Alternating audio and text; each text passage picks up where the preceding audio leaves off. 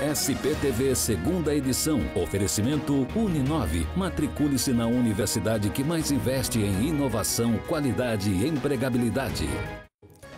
O registro de 2 horas de negociação. Os bombeiros tentam convencer uma mulher a abrir a porta de casa depois que a filha dela sobreviveu à queda do 5º andar. Vai me oferecer? Não, você vai sair comigo, eu sou enfermeira. A mulher não atendeu aos apelos e pulou da janela. Ela está internada em estado grave e vai responder por tentativa de homicídio. A Prefeitura de São Paulo acaba de suspender a assinatura do contrato de concessão de ônibus na cidade. É que o Tribunal de Justiça considerou inconstitucional a lei que deu prazo de 20 anos para as empresas operarem o sistema. A chegada do frio colocou a capital em alerta e a cidade pode acionar o plano de contingência para acolher moradores em situação de rua. Inclusão e lucro. Na série Trampo, você vai ver que as empresas que abriram as portas para a inclusão social estão tendo retorno financeiro. Agora, no SPTV.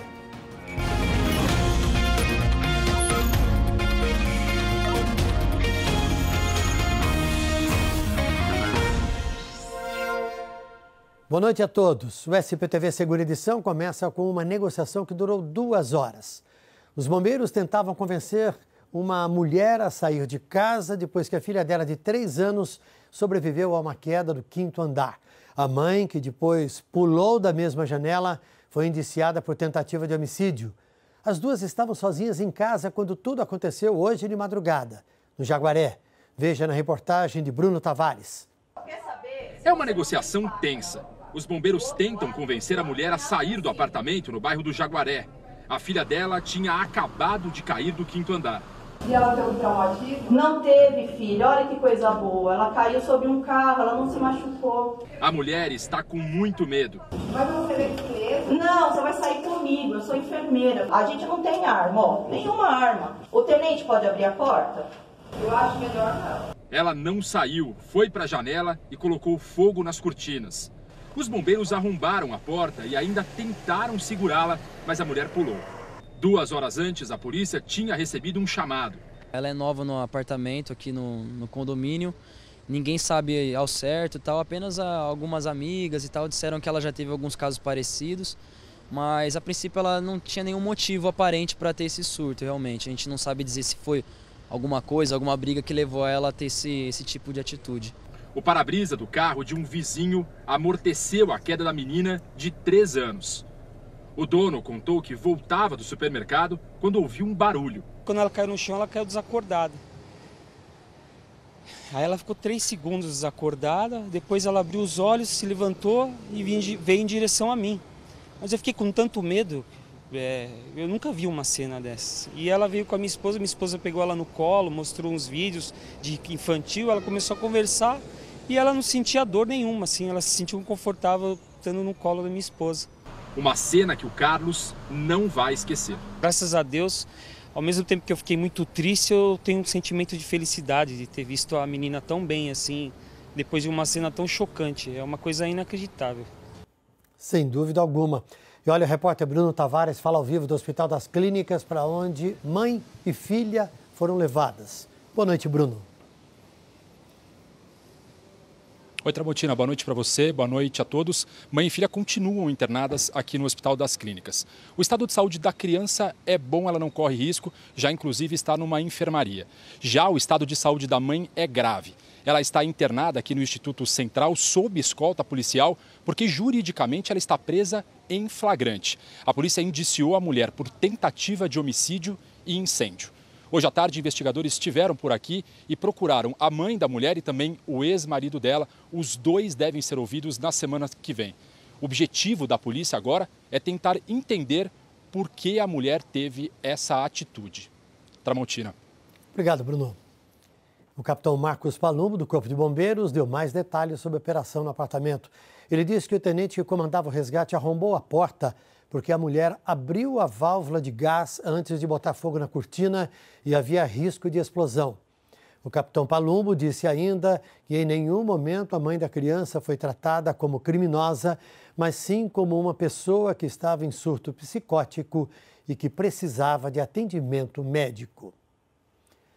A Prefeitura de São Paulo suspendeu agora há pouquinho a assinatura dos contratos com as empresas que venceram a licitação do serviço de ônibus da capital. A decisão veio depois que o Tribunal de Justiça derrubou a lei que ampliava o prazo das concessões. Repórter Felipe Guedes explica isso para a gente ao vivo. Boa noite, Felipe. Boa noite, Tramontina. Essa é uma notícia de agora há pouco, 10 para 7 da noite, quando a Prefeitura informou que suspendeu a assinatura dos contratos. Hoje cedo o prefeito disse que esses contratos das novas empresas de ônibus seriam assinados hoje. A Prefeitura disse que eles começaram a ser assinados, mas essa assinatura foi suspensa por orientação da Procuradoria-Geral do município, que quer entender e analisar melhor a decisão do Tribunal de Justiça. O Tribunal de Justiça considerou inconstitucional um pedaço de uma lei que amplia de 15 para 20 anos o prazo de concessão. Esse trecho da lei, esse artigo, foi colocado numa outra lei que trata de um outro assunto. E essa manobra feita lá na Câmara Municipal é que foi considerada inconstitucional pelo Tribunal de Justiça. Agora, como a licitação foi feita toda com base nessa lei e os contratos previam 20 anos de serviço por essas empresas, então agora a Prefeitura vai ter que analisar se vai ter que fazer todo o processo de novo. A licitação aqui da capital está avaliada em 71 bilhões de reais e desde 2013 o serviço é mantido por meio de contratos emergenciais, que são muito mais caros. A concessão do serviço de ônibus na capital é uma esperança para quem enfrenta tantos problemas. Demora de passar, entendeu? O ônibus vem cheio. Horários, ar-condicionado, principalmente nas periferias, está meio abandonado, né? O novo sistema de ônibus será dividido em 3 categorias: estrutural, que são os grandes corredores, regional, que será a ligação entre os bairros, e distribuidor, que vai funcionar dentro do bairro. A dúvida agora é em relação a uma decisão do Tribunal de Justiça de São Paulo que pode afetar esse processo de concessão.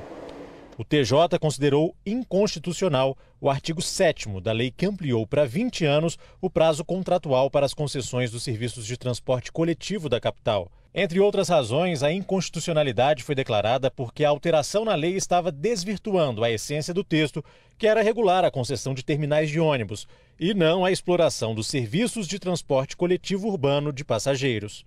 A licitação atual foi feita com base nessa lei e, para o Instituto de Defesa do Consumidor, o correto agora é refazer todo o processo. A gente está tendo mudanças muito grandes na mobilidade, com aplicativos, com patinetes, com outras coisas, então a mudança é muito rápida e 20 anos vai engessar por muito tempo. É bom que se corrija agora o edital e também se avance em outros pontos para gerar um edital melhor nos próximos meses. O prefeito Bruno Covas disse que a Procuradoria do município está analisando o caso. A Prefeitura ainda não foi formalmente notificada da decisão, mas a Procuradoria está desde a manhã debruçada sobre essa decisão para analisar os impactos dela em relação aos contratos de ônibus.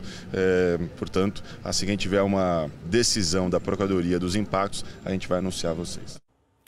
No próximo bloco você vai ver, nossos repórteres mostram que as empresas que abrem as portas para a inclusão melhoram os resultados. O trânsito agora na 23 de maio, imagine só, está num carro nesse sentido da zona sul da capital. Não vai ser fácil chegar em casa, não. A gente volta já já com outras informações aqui no SP2.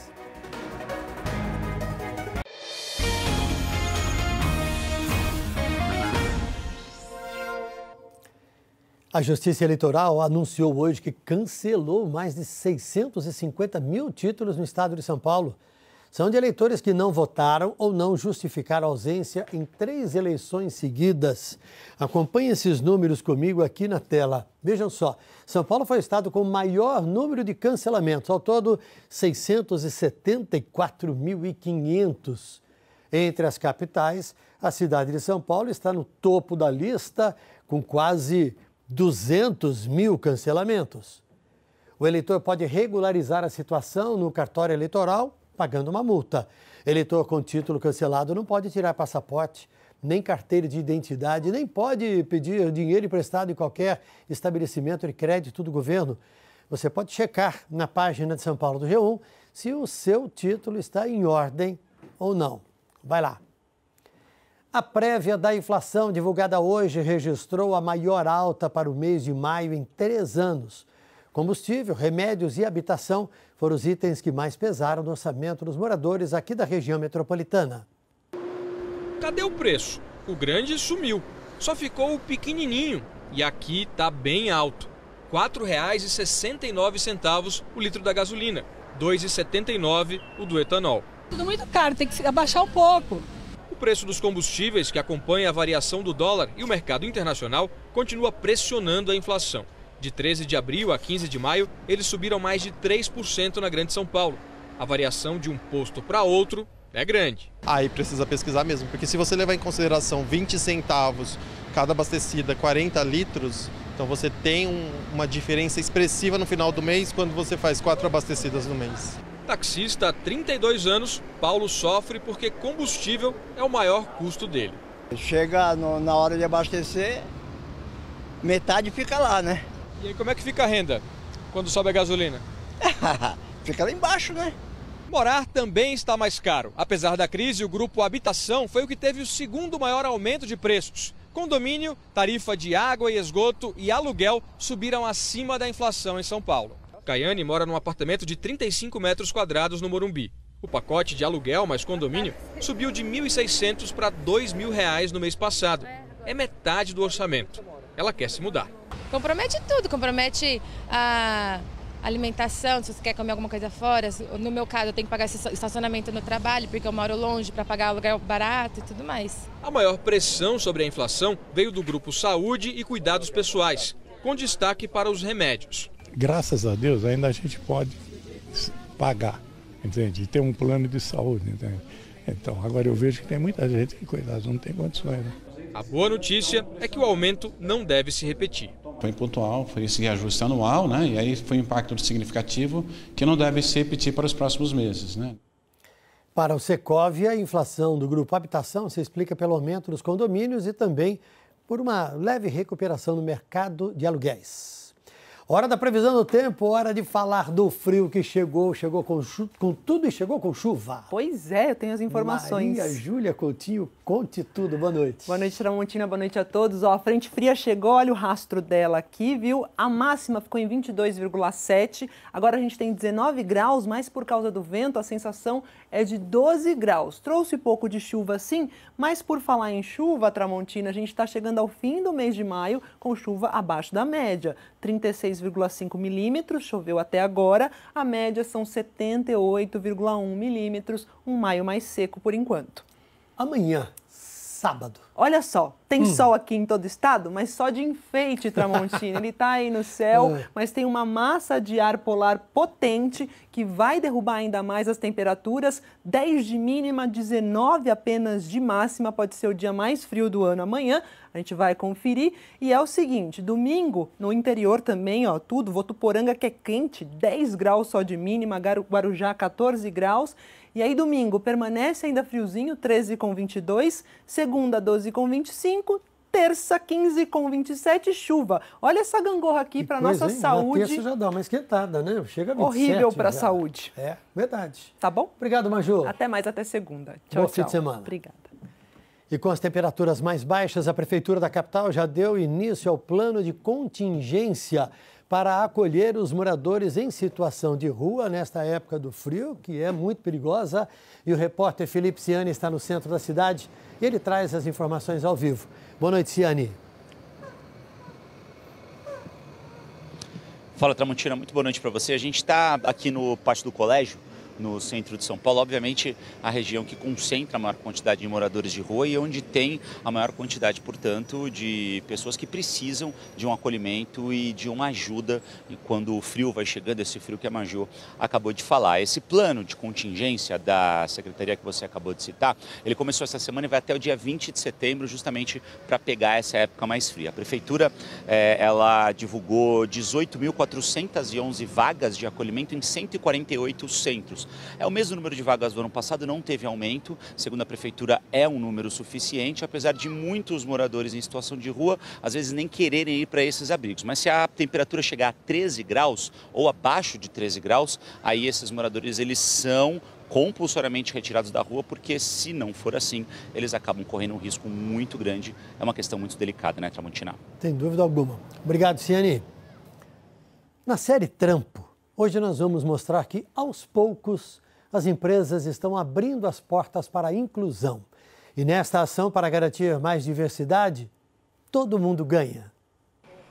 A Júlia é tão profissional quanto os colegas. Obrigada, volte sempre. Boa tarde. Mas para chegar até aqui, o caminho dela foi bem mais complicado. É que a Júlia é uma mulher trans, ou seja, nasceu menino e fez a transição para o gênero feminino. Como é que era a tua vida antes de você conseguir um emprego formal? Era sem expectativa, era viver na margem da sociedade. A virada veio quando a Julie teve a oportunidade de fazer um curso de capacitação para pessoas trans trabalharem no varejo. Ainda há muito preconceito, mas é a gente que tem que quebrar esse preconceito ao longo do dia. Porque eu faço a minha militância todo dia vindo trabalhar. Não é ficando na esquina que eu vou mudar o mundo, é vindo trabalhar e fazendo a minha militância diariamente. Da porta para fora, nós somos diversos. Temos cores, sotaques, orientações afetivas e de gênero diferentes. Da porta para dentro, nem sempre essa diversidade está representada. A empresa quis escolher montar um quadro de funcionários que reflita essa realidade, já sai na frente em alguns aspectos. O primeiro é na empatia, a capacidade de se conectar com quem é diferente. Um negócio que olhe para as questões de diversidade tem, em média, resultados até 40% melhores. E no varejo é onde esse impacto aparece mais rapidamente. Faz muito bem para os negócios, a gente melhora as relações e melhorando as relações com o público interno, a gente também melhora as relações com os nossos consumidores, com certeza. E quanto mais vendas, mais trabalho para o Cauê. Ele tem paralisia parcial no braço e na perna e atende no crediário dessa outra grande rede. Fiz a entrevista com as lideranças e com o conselho de colaboradores. Me passaram muita segurança, me mostraram que aqui eu ia ser tratado como uma pessoa normal, como eu sempre sou. É lei. Empresas que têm mais de 100 funcionários precisam garantir de 2% a 5% das vagas para pessoas com deficiência. Nós conversamos com a presidente do conselho de uma das maiores redes de magazines do país. Olha, a empresa é muito a favor, até porque nós temos clientes diversos, nós temos que ter uma diversidade de público para atender. Hoje, o número de contratação de pessoas com deficiência supera o mínimo que o governo exige. A orientação é que elas tenham um espaço em todas as lojas da rede. Cota é o processo transitório para acertar uma desigualdade. Quando você trabalha os aspectos de humano, que você leva as pessoas a entender que elas também têm uma missão maior do que não só estar lá na empresa, melhora profundamente o ambiente, o clima e automaticamente o atendimento e, consequentemente, a rentabilidade da empresa. Que bom! De acordo com os últimos dados do governo federal, as empresas de São Paulo preencheram 44% das vagas para deficientes em 2017, um aumento de 7% em relação ao ano anterior. Vamos ver a participação do nosso público nas redes sociais. Eu já deixei a tela aberta aqui. O Marcelo Lacerda lembra: Tramontina, essa criança que caiu do 5º andar do prédio, nasceu novamente. É verdade, Marcelo. Diz aqui o João Paulo: que loucura esse caso do Jaguaré, é bom saber que a criança está bem. A Dulce Maria lembra: delícia de frio, já estava com saudades.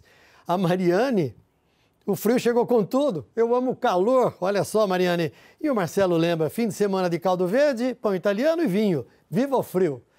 O SPTV termina por aqui e as nossas reportagens estão no Globoplay. Notícias do Brasil e do Mundo, Jornal Nacional, às 8h30. Boa noite a todos e um ótimo fim de semana.